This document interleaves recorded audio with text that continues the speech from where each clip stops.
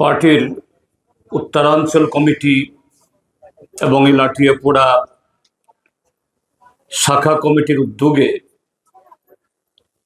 এই মহতী সভার সভাপতি মণ্ডলীর সম্মানিত সদস্যদ্বয়, এখানে উপস্থিত আছেন আমাদের পার্টির মহকুমা সম্পাদক, জেলা নেতৃবৃন্দ এবং আজকে আপনারা এই সভাতে যারা উপস্থিত হয়েছেন, এই লাঠিয়াপুরাবাসী শুধু নাগরিকবৃন্দ, শ্রদ্ধাভাজন মায়েরা, বোনেরা, মুরব্বীরা,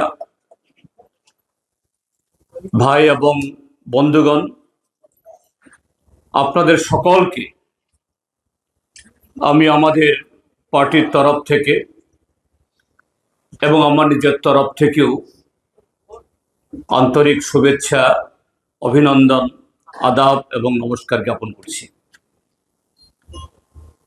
এবং একটু আগে যে ৩৯টা পরিবারের সদস্যরা আমরা কমিউনিস্ট পার্টি হিসাবে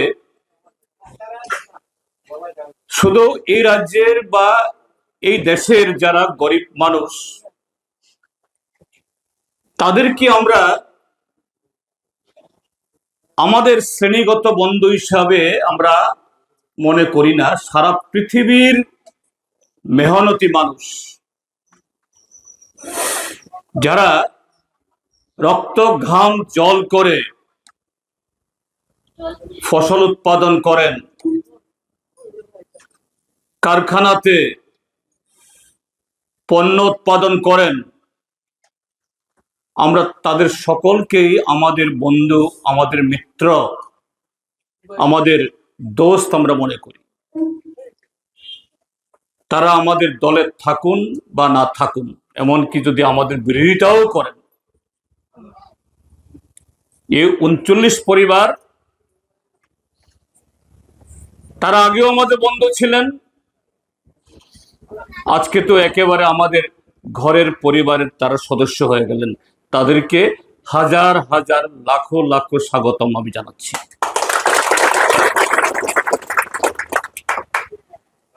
বন্ধুরা, আজকে লাঠিয়াপুরাতে এটা বড় কোনো জনসভা না, এটা একেবারে সাড়ম্বরে প্রচারিত এরকম কোন হাজার পাওয়ারের বাতির সামনে অনুষ্ঠিত কোনো কর্মসূচিও না। কিন্তু আমি মনে করি এবং এটাই বাস্তব, এটা সত্য,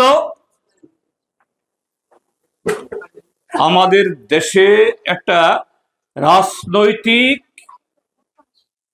জোয়ার শুরু হয়েছে। এটাকে রাজনৈতিক ভূমিকম্প বলতে পারেন।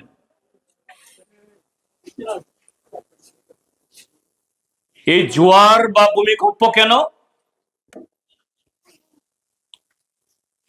জাল, জুচ্চুরি, মিথ্যা প্রলোভন, ভয় ভীতি দেখিয়ে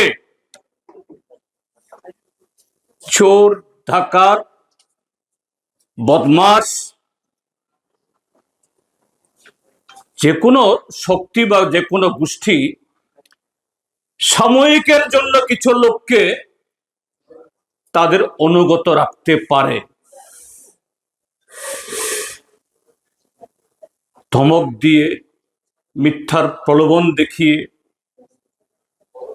বশ করে, কিন্তু অনন্তকাল পারে না সত্য। সূর্য কখনো কখনো মেঘলা থাকলে পরে মেঘ সূর্যকে আড়াল করে, সূর্য দেখা যায় না, কিন্তু কতক্ষণ? সরাসরি সে আলো আপনার গায়ে, আপনার এলাকাতে সে আলোর বর্ষণ না হলেও একটা আভা দেখা যায়, একটা আলোর আভা। একটা সময়তে সেই মেঘ হটে যায়, আলোকে যে বাধা দেয় এটা পরিষ্কার হয়, গোটা মহল্লা আলোকে উজ্জ্বল হয়ে উদ্ভাসিত হয়ে ওঠে। আমাদের দেশে এই ভারতীয় জনতা পার্টি নামক যারা স্বাধীনতার শত্রু, সেই 200 বছর এই ভারতবর্ষে হিন্দু, মুসলমান, শিখ, খ্রিস্টান, বুদ্ধ সবাই মিলে ব্রিটিশদের তাড়ানোর জন্য যখন আসমুদ্র হিমাচল, সেদিনকার অবিভক্ত ভারত, বর্তমান বাংলাদেশের সে টেকনাফ থেকে পাকিস্তানের খাইবার পাস পর্যন্ত, এদিকে ভারত সাগরের পরে কন্যাকুমারী পর্যন্ত তারা ঐক্যবদ্ধভাবে ব্রিটিশদের তাড়াবার জন্য যা লড়াই করেছিল, এই আজকের যারা বিজেপি, আরএসএস এর শিষ্য, গোমাতার সন্তানরা, এরা তখন ব্রিটিশদের দালালি করত।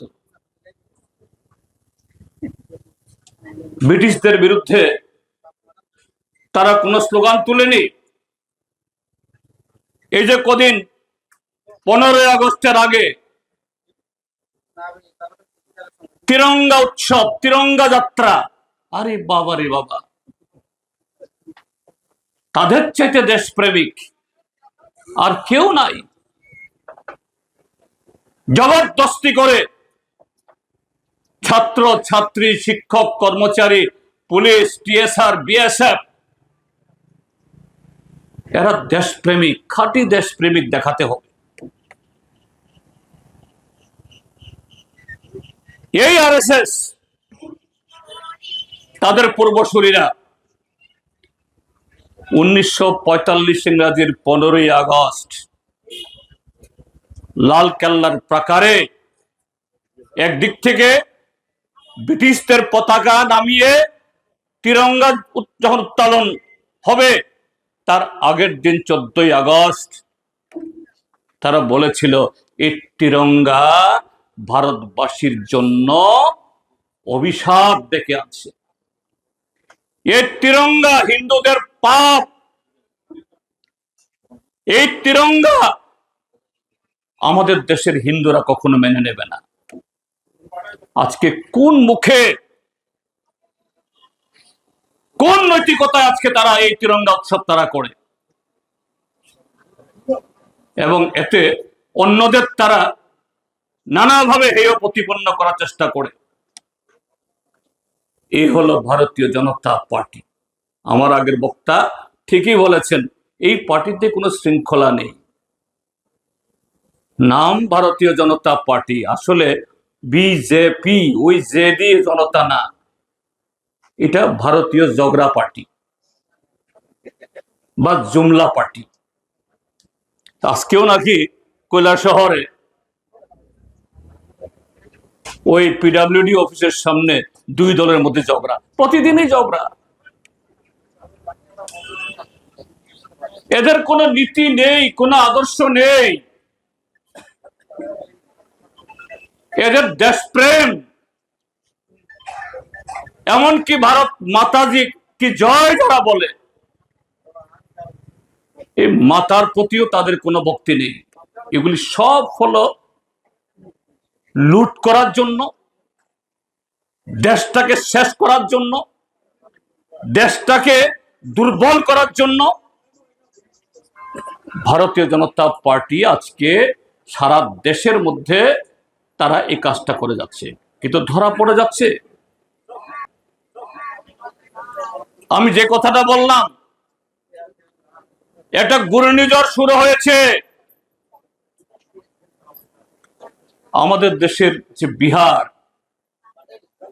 এই বিহার রাজ্যটা ঐতিহাসিকভাবে বহু কারণে আমাদের দেশের উত্থানে, দেশের জাতীয় বিপ্লবে, দেশের রাজনৈতিক পট পরিবর্তনে এই বিহারের বহু ভূমিকা আছে। সেই স্বাধীনতার যুগে, আন্দোলনের যুগে, চম্পারণ থেকে আন্দোলন শুরু হয়েছিল মহাত্মা গান্ধীর নেতৃত্বে। 1975 ইংরেজিতেও ইন্দিরা গান্ধী যখন জরুরি অবস্থা জারি করে তাদের অতীতের সেই স্বাধীনতা সংগ্রামে কংগ্রেসের সমস্ত ভূমিকা ভুলে গিয়ে একনায়কতন্ত্র চাপিয়ে দেওয়ার চেষ্টা হয়েছিল। এই বিহার থেকেই জয়প্রকাশ নারায়ণের নেতৃত্বে আন্দোলন শুরু হয়েছিল। ভারতবর্ষে প্রথম অকংগ্রেসী সরকার প্রতিষ্ঠিত হয়েছিল মুরারজি দেশের নেতৃত্বে জনতা পার্টি। আমরা দেখছি ইতিহাসের সেই পুনরাবৃত্তি যেন ঘটতে যাচ্ছে, এটাই যেন আবার রিপিট করছে। যে নরেন্দ্র মোদী, অমিত শাহ,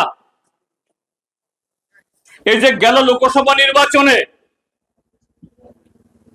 তাদের এই মিথ্যা বুজরুকি জুমলা এগুলো দিয়ে যেন তাদের প্রতিদ্বন্দ্বী কেউ নেই, তাদেরকে চ্যালেঞ্জ করার কেউ নেই। দেশের মানুষের সামনে এটা জোয়ার তোলার চেষ্টা করেছিল, একটা স্লোগান তোলে, আপ কি বার 400 পার, বিজেপি একা 370, মোদি হ্যাঁ তো মুমকিন হে। তার মুখে যা বেরোবে এটাই সত্য। আর বিজেপি একাই 370 আসন দখল করার মধ্য দিয়ে এরা তাদের মতো করে তাদের তথাকথিত সেই হিন্দু রাষ্ট্র নির্মাণে আর কোনো বাধা থাকবে না। আগামী 5 বছরের মধ্যে ভারতবর্ষ একটা হিন্দু রাষ্ট্র। আবার ভুল বুঝবেন না, হিন্দু ধর্মের সাথে এই হিন্দু রাষ্ট্রের কোনো সম্পর্ক নেই। এই হিন্দু রাষ্ট্র হিন্দুদের কোনো কল্যাণ করতে পারে না। তাহলে তো ভারতবর্ষের 80% মানুষই তো হিন্দু। তো ভারতবর্ষের বেকারদের মধ্যে 80% বেকারই হিন্দু। ভারতবর্ষের গরিবদের 80% হিন্দু। লাভ হয়েছে?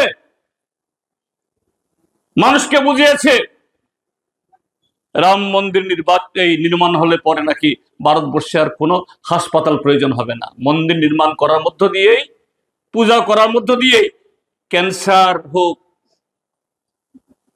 যাবতীয় রোগ সব সেরে যাবে। ওইখানে গিয়ে পূজা করলেই সমস্ত দারিদ্র মোচন হয়ে যাবে, কপাল খুলে যাবে।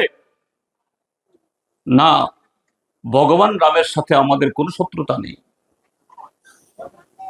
রাম মন্দিরের পবিত্রতা সম্পর্কে আমাদের কোনো সন্দেহ নেই।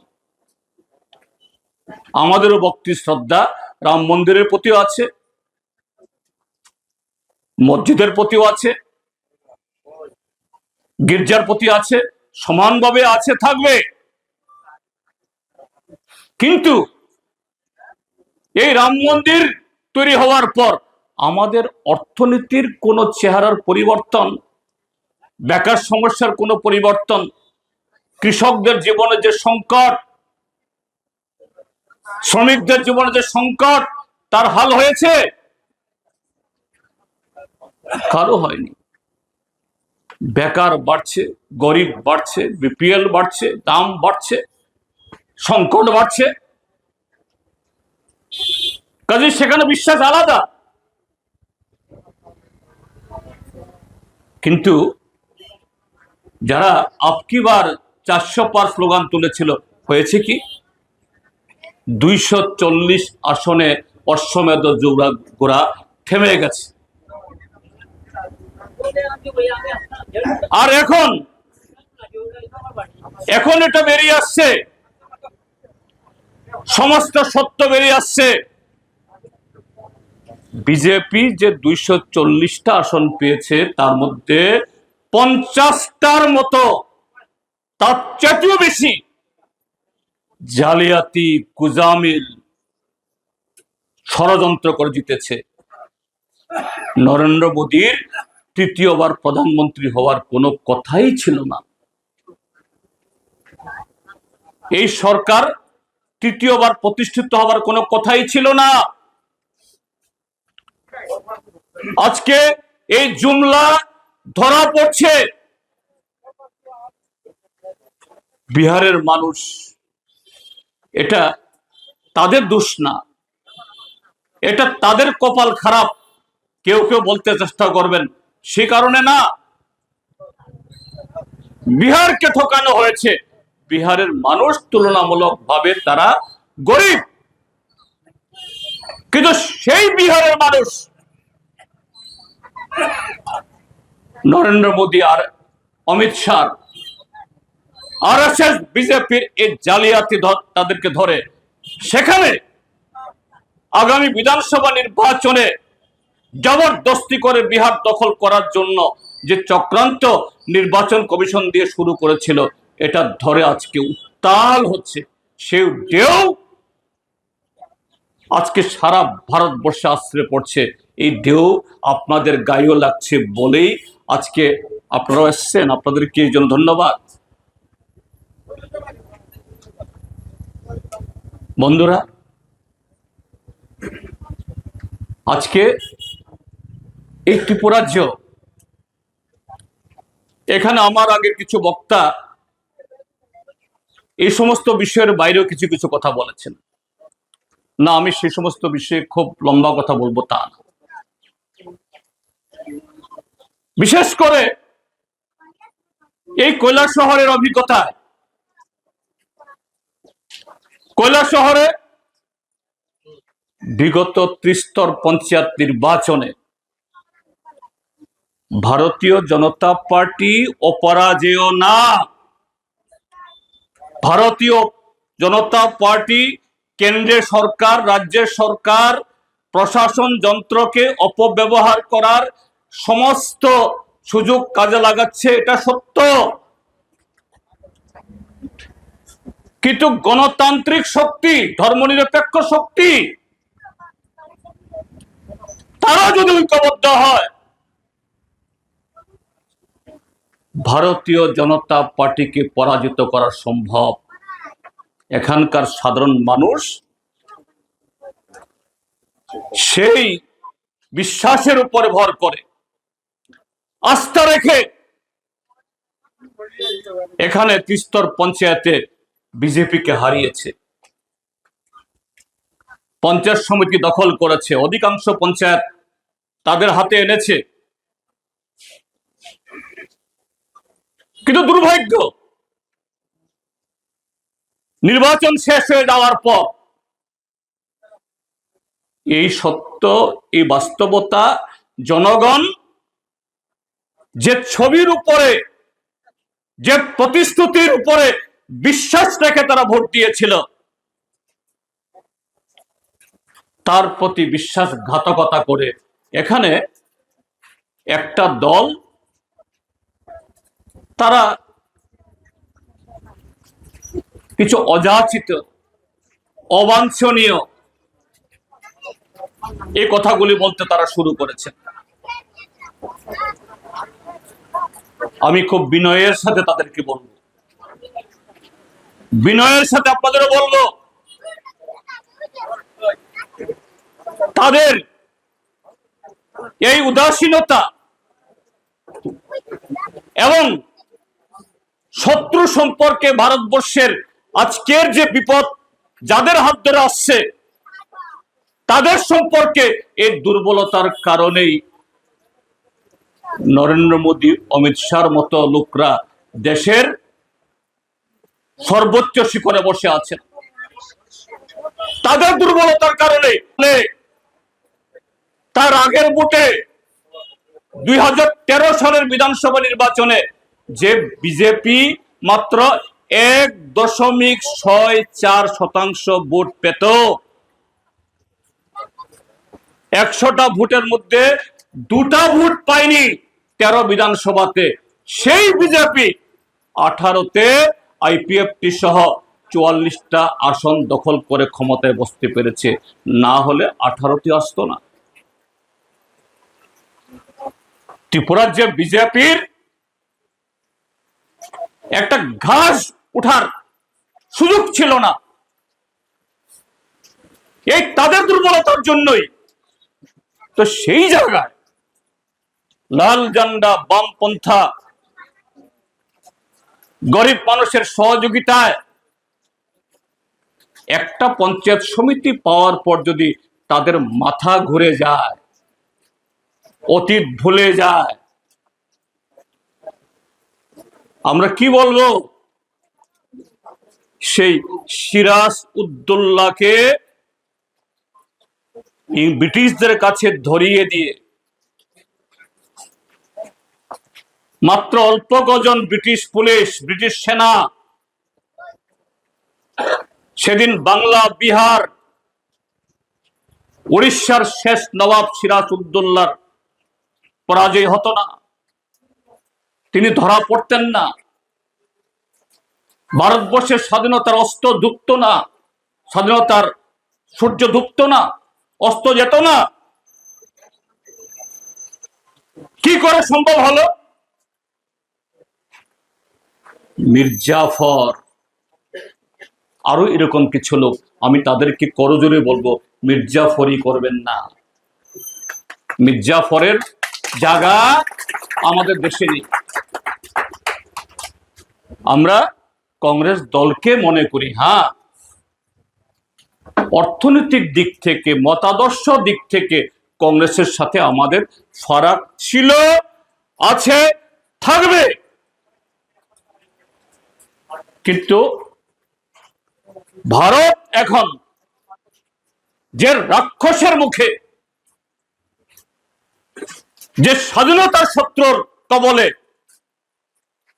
এই শত্রুকে হটানোর জন্য তাদের ভূমিকা প্রয়োজন আছে আমরা মনে করি। আমরা একসাথে সারা দেশে লড়াই করছি। এখানে একটা পঞ্চায়েত সমিতি দখল করে আপনি সারা দেশের যে এই লড়াইটা,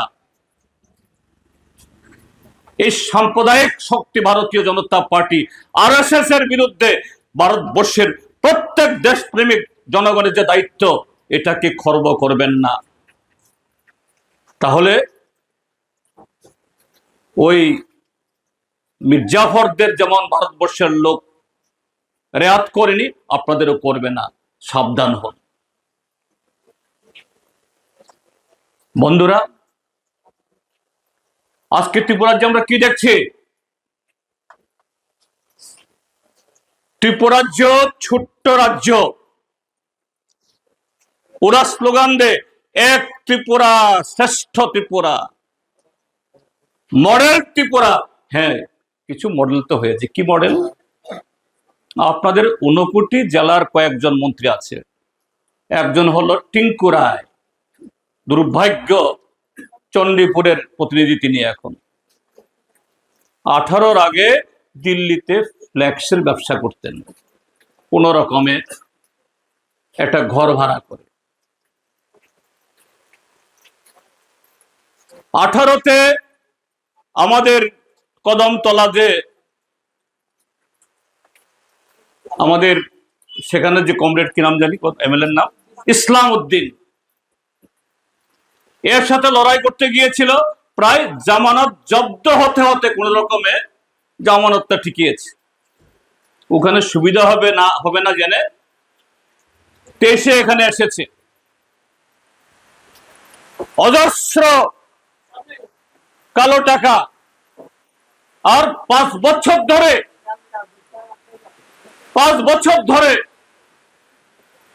23-এর আগে যে সন্ত্রাস ইত্যাদি করার মধ্য দিয়ে এগুলাকে কাজে লাগিয়ে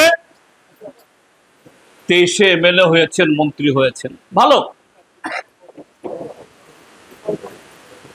আপনি গরিব হলে, এর আগে আপনার আয় সেরকম ছিল না বলে আপনি মন্ত্রী হতে পারবেন না, কথা বলছি না।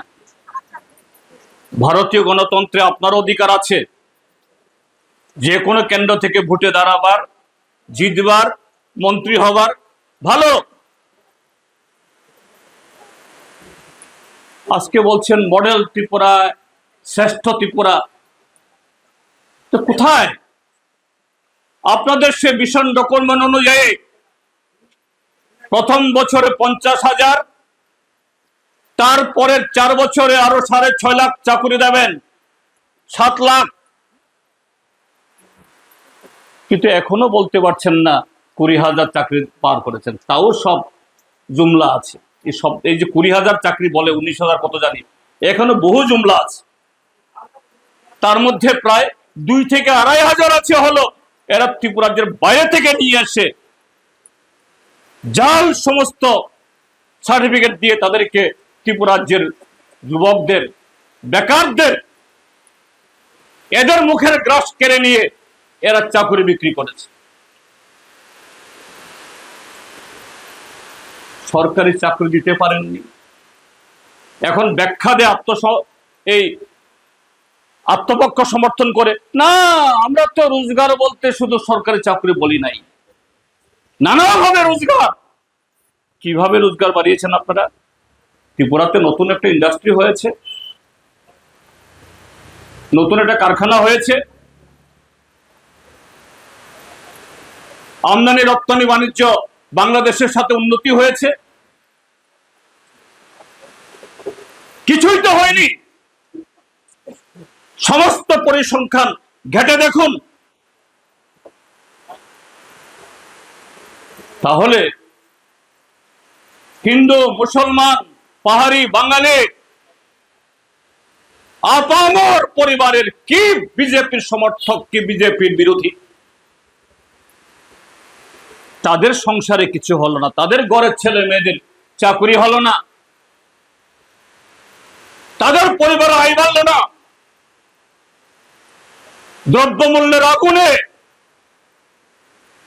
তাদেরও হাত পড়ল, মুখ পড়ল, শরীর পড়ল, ঘর পড়ল। সেই জায়গায় আপনারা কয়েকজন মন্ত্রী, টিঙ্কু রায়ের চেহারা তো এখানে দেখছেন,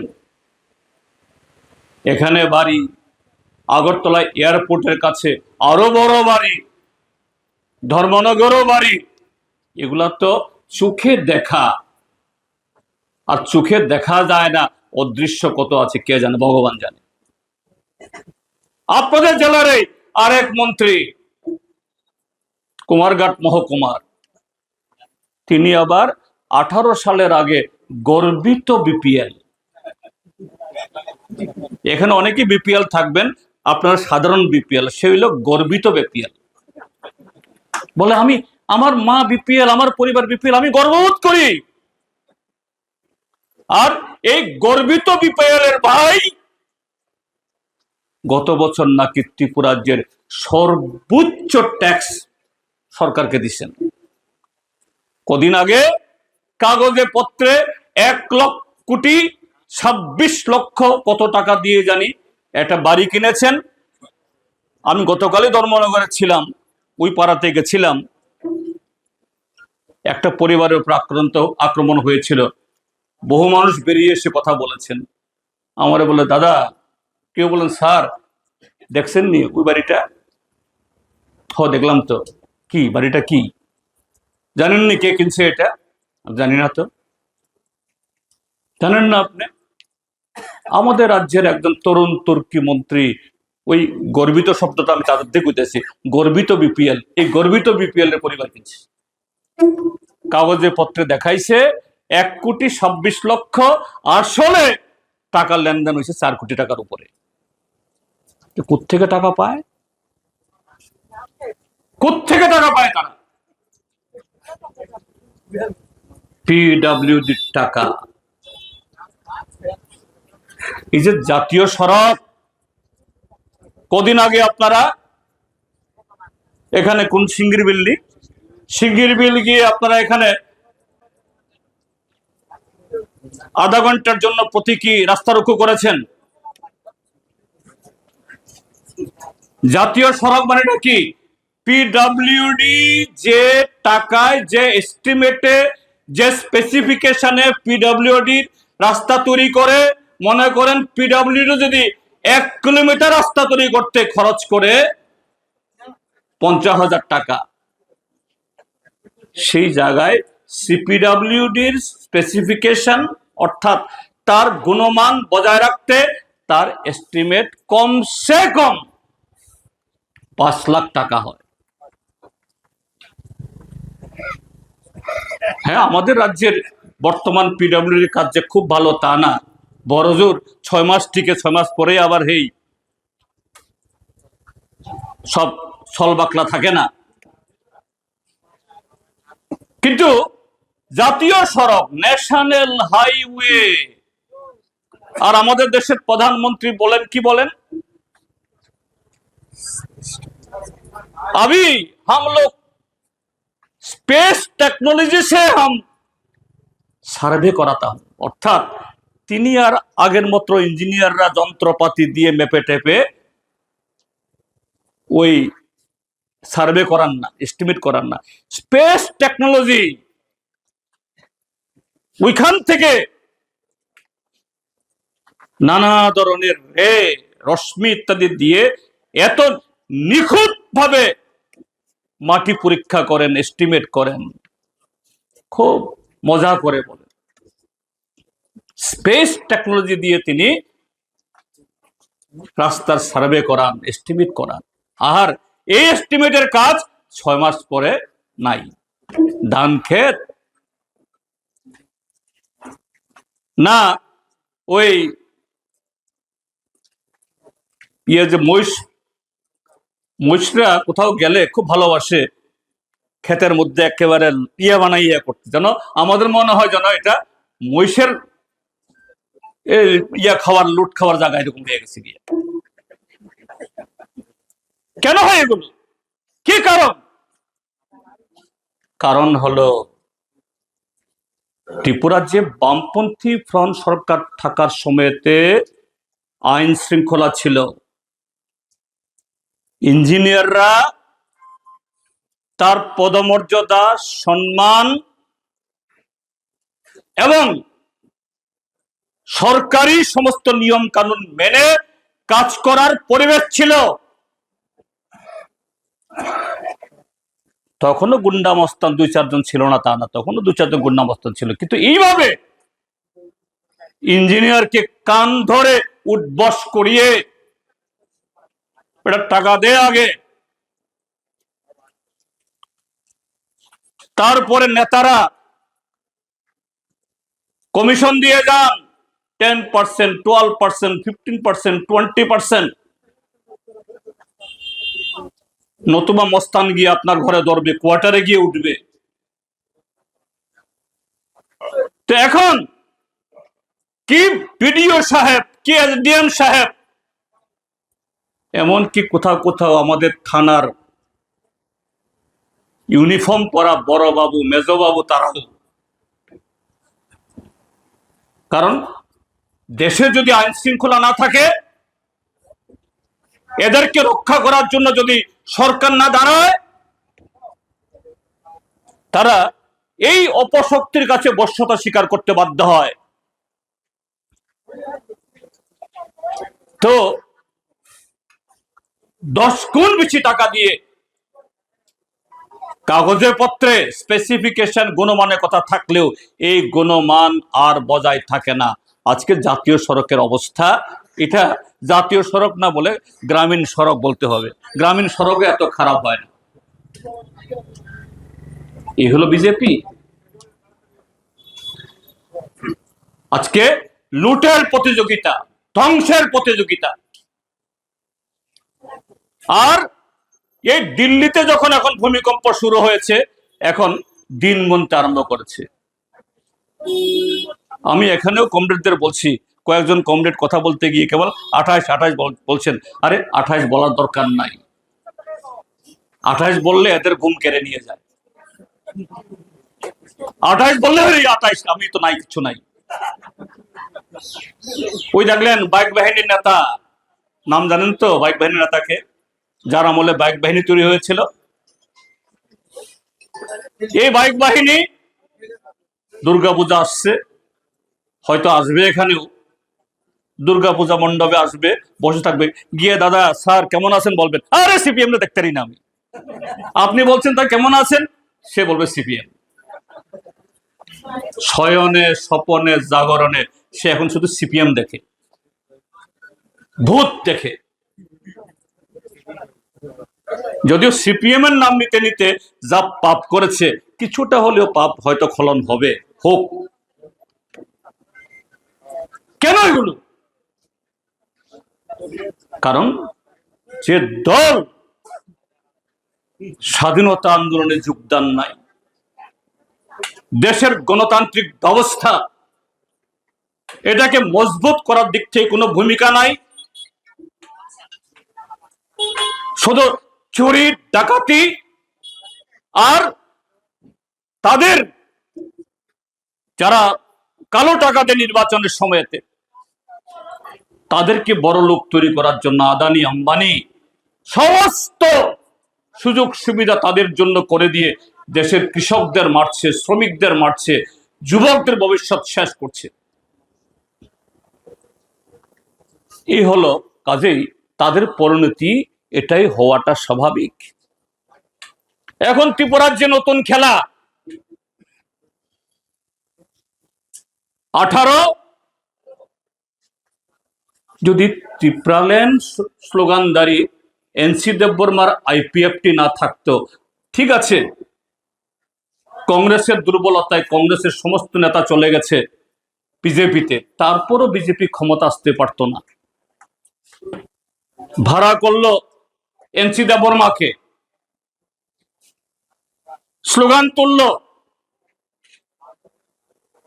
যদি বিজেপি যদি ক্ষমতায় বসতে পারে, 6 মাসের মধ্যে ত্রিপুরাল্যান্ড হবে। ত্রিপুরাল্যান্ড মানে আলাদা রাজ্য হলে পরে আলাদা রাজধানী হবে, আলাদা জেলা সদর হবে। এখন 59 জেলার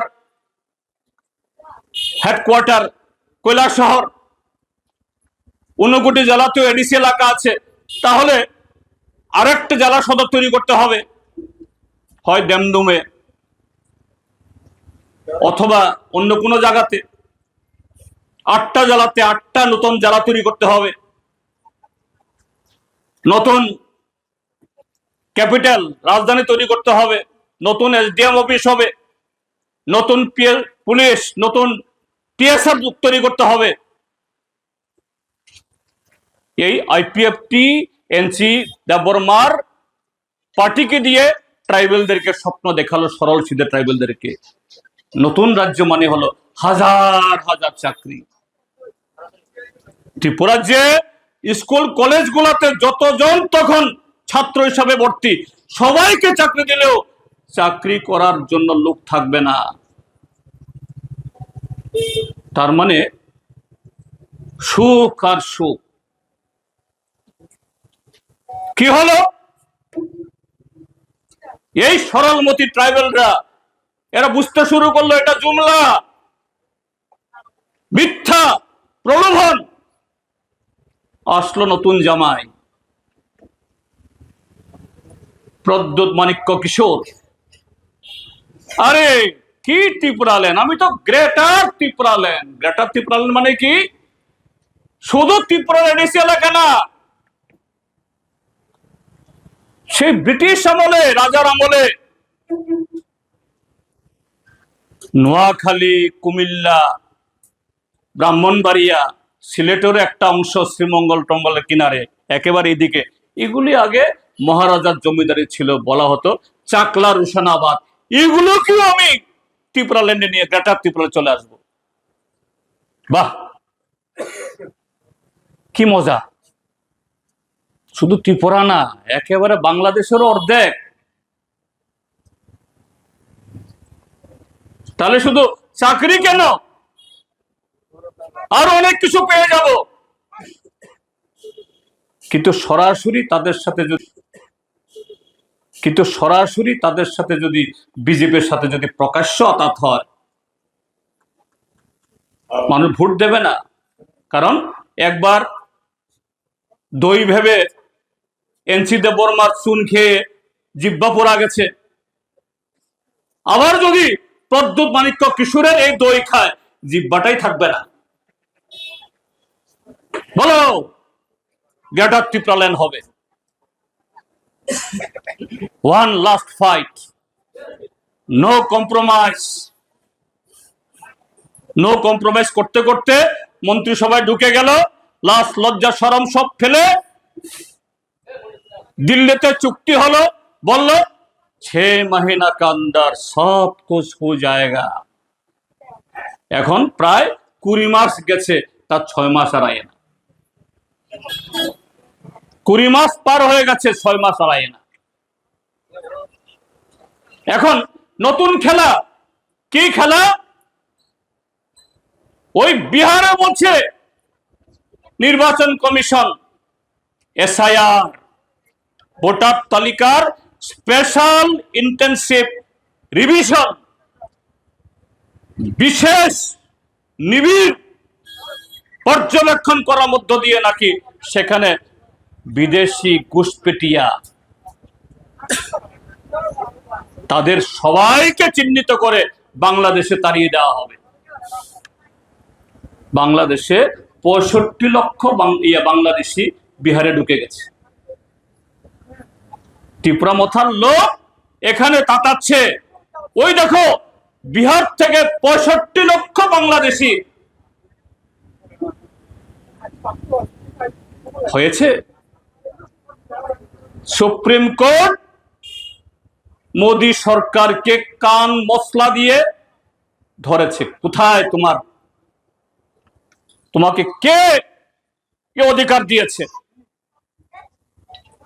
আর ওটা দেখে এই ত্রিপুরার ব্যাংকগুলি লাভ দিতে আরম্ভ করেছে, বললো ত্রিপুরাতে এসআইআর করে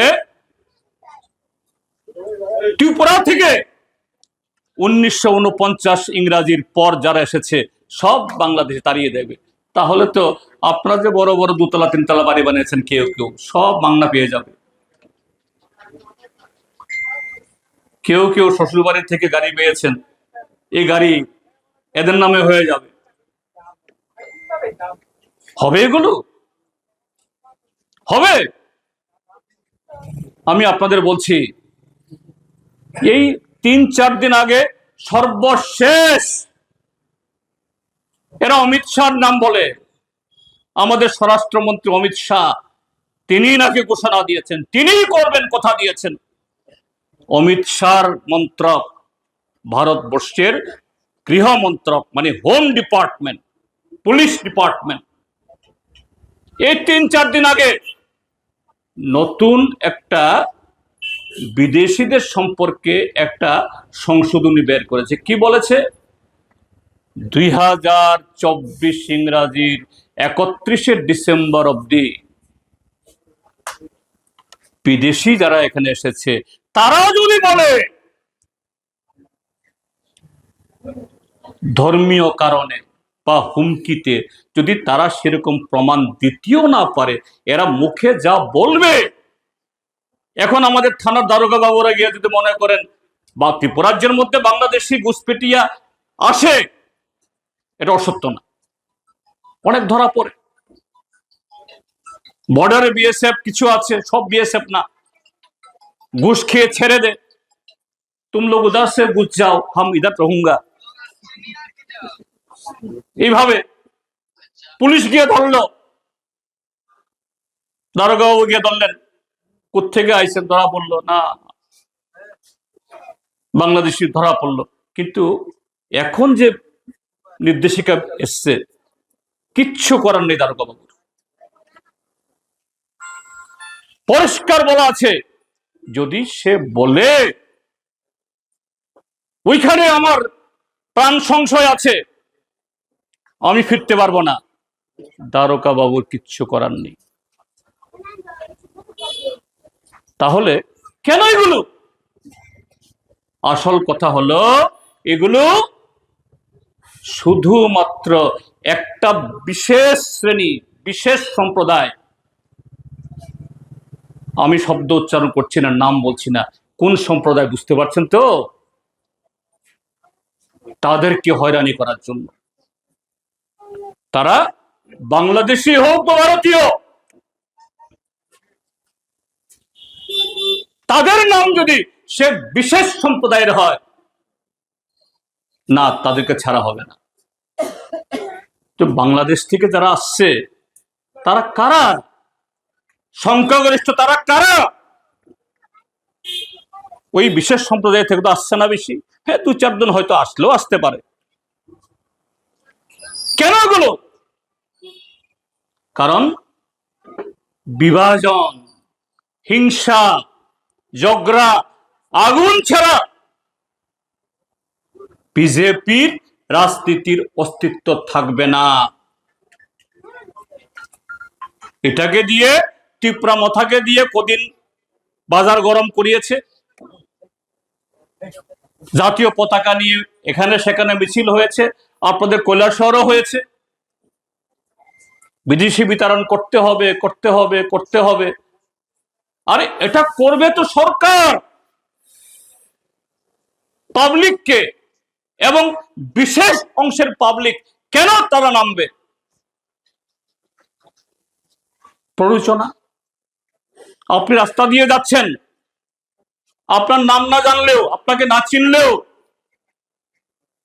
আপনার গায়ের রং, আপনার ভাষা, আপনার উচ্চতা, এগুলাকে আঁচ করে যদি আমি এখান থেকে ক্রমাগত আপনাকে উস্কানি দিতে থাকি, প্ররোচিত করতে থাকি, আপনিও নামবেন। বেটা তুই কে রে? আমার পাড়াতে এসে, আমার উঠানে এসে আমার বিরুদ্ধে এসে কথাবার্তা বলস? খুব উদ্দেশ্য প্রণোদিত ভাবে ডাক্তার মানিক সার সরকার দেখছে ত্রিপুরাজ্য যদি শান্তিপূর্ণ থাকে, পাহাড়ি, বাঙালি, হিন্দু, মুসলমান যদি এখানে শান্তিপূর্ণ পরিবেশে যদি বসবাস করে, কেন তাদের ছেলে মেয়ের চাকরি হয় না? কেন তার স্কুলে মাস্টার নাই? কেন তার ধান খেতে সেচের জল আসে না? কেন জিনিসপত্রের দাম বাড়ে? কেন রেগার মজুরি নাই? কেন বিপিএল হওয়ার পর আরো 10 বছর আগে 60 বছর উত্তীর্ণ হওয়ার পরও তার বার্ধক্য ভাতা আসে না? সে প্রশ্ন করবে, ব্লকে যাবে, আরো 5 জন সঙ্গী খুঁজে চলো। কেন আমার গ্রামে রাস্তা খারাপ? কেন আমার গ্রামে বিদ্যুৎ ব্যবস্থা অচল? জলের লাইন আছে কিন্তু জল আসে না। আমার ছেলে মেয়ে যে স্কুলে পড়ে, মাস্টার নাই। কৈলাসহর জেলা হাসপাতালে গেলে পরে ডাক্তার পাওয়া যায় না, ওষুধ নাই। প্রশ্ন করবে। কিন্তু যেদিন আপনি হাসপাতালে রোগী নিয়ে যাবেন, তার আগের দিন যদি চিরাকুঠিতে হিন্দু মুসলমানে একটা ঝগড়া লাগায় দেওয়া যায়, তাহলে বাবারে এখান দিয়ে আগুন লাগছে যাইতাম না আমি, বাড়িতে বইয়ে আপনি কি করবেন? আর বাবা বা লইয়া যান, আল্লাহর কাছে আমি দোয়া মাংতেছি। আজকে ডাক্তার মানিক সাহারা এই খেলা খেলছে, এদিকে টিপরা মথাকে দিয়ে নামাচ্ছে, আর ওইদিকে এখন আমরা বাঙালিও পোশাক পরে বানিয়ে, দেখছেন কদিন আগে আগরতলাতে কিছু পোশাক বানিয়ে বলছে ত্রিপুরার নামই পাল্টিয়ে ফেলতে হবে, এই ত্রিপুরার নাম রাখা যাবে না, ত্রিপুরার নাম দিতে হবে শ্রীভূমি। মারাত্মক খেলা, আগুন নিয়ে খেলা। বিজেপি RSS সে আগুন নিয়ে খেলা খেলছে। এ হলো বিজেপি। এরা হিন্দুর শত্রু, মুসলমানের শত্রু, গরিবের শত্রু, মানুষের শত্রু। আজকে যারা আপনারা, আমি আগেই বলেছি, আপনারা আমাদের দলে না থাকলেও শ্রেণীগতভাবে আপনারা সবসময়ই গরিব মানুষকে আমাদের বন্ধু মনে করি। তাদের হয়েই লড়াই করি আমরা, আমাদের গলা ফাটাই। আজকে আপনারা আমাদের ঘরের ভিতরে ঢুকেছেন, আমাদের পরিবারের সদস্য হয়েছেন, আপনাদেরকে হাজার হাজার সালাম জানাই, হাজার হাজার কুর্নিশ জানাই। আর এই কৈলাসহরের মধ্যে কিছু কুয়ার ব্যাং এখন দেশের পরিবর্তনের জন্য এখান থেকেই বসে বসে 28-এ কে মন্ত্রী হবে মন্ত্রীর তালিকা বানাচ্ছে তারা। আমি কুয়ার ব্যাংকদের বলছি, কুয়া থেকে কোন রকম একটু উঠে আকাশটাকে এরকম দেখুন। আমরা কিন্তু তোমাদেরকে শত্রু বলছি না, আমরা কিন্তু বলছি বিজেপিকে, আরএসএসকে দমানোর জন্য সারা দেশে সমস্ত গণতান্ত্রিক ধর্ম নিরপেক্ষ শক্তিকে ঐক্যবদ্ধ হতে হবে। কৈলাসহরেও, কুমারঘাটিও, ধর্মনগরেও, আগরতলাতেও, সর্বত্র। শুধু পঞ্চায়েত সমিতি আর কিছু পঞ্চায়েত দখল করার মধ্য দিয়ে ভারতীয় জনতা পার্টিকে আবার রাস্তা খুঁড়ে ওই করে কুমির আনবেন না। এক কুমির ঢুকিয়ে এখন কুমিরকে তাড়ানো যাচ্ছে না, এই কুমিরকে রাখার ব্যবস্থা করবেন না। আপনাদেরকে আবারও সালাম, আবারও কৃতজ্ঞতা। আজকে এই আয়োজন করার জন্য এবং সরশরীরে আমাদের মায়েরা বোনেরা অনেকে এসছেন, এটাকে আরো শক্তিশালী, জোরদার, জোরালো করার জন্য সারা ত্রিপুরাজ্যের মানুষ আপনাদের কুর্নিশ করবে। দেখবেন আগামীকাল সমস্ত পত্র পত্রিকা আপনাদের নাম উঠবে। কৈলাসহর ত্রিপুরাজ্যে আর একটা পরিবর্তন আনার জন্য পথ দেখাচ্ছে। আগামী দিনও এইভাবে আরো মানুষকে নিয়ে আসার জন্য সে রাস্তা তৈরি করবে। তার জন্য সজাগ থাকুন, সতর্ক থাকুন, ঐক্যবদ্ধ থাকুন। এই আহ্বান রেখে আবারও আপনাদেরকে নমস্কার এবং আদাব জ্ঞাপন করে আমার বক্তব্য শেষ করছি। ইনকলাব জিন্দাবাদ।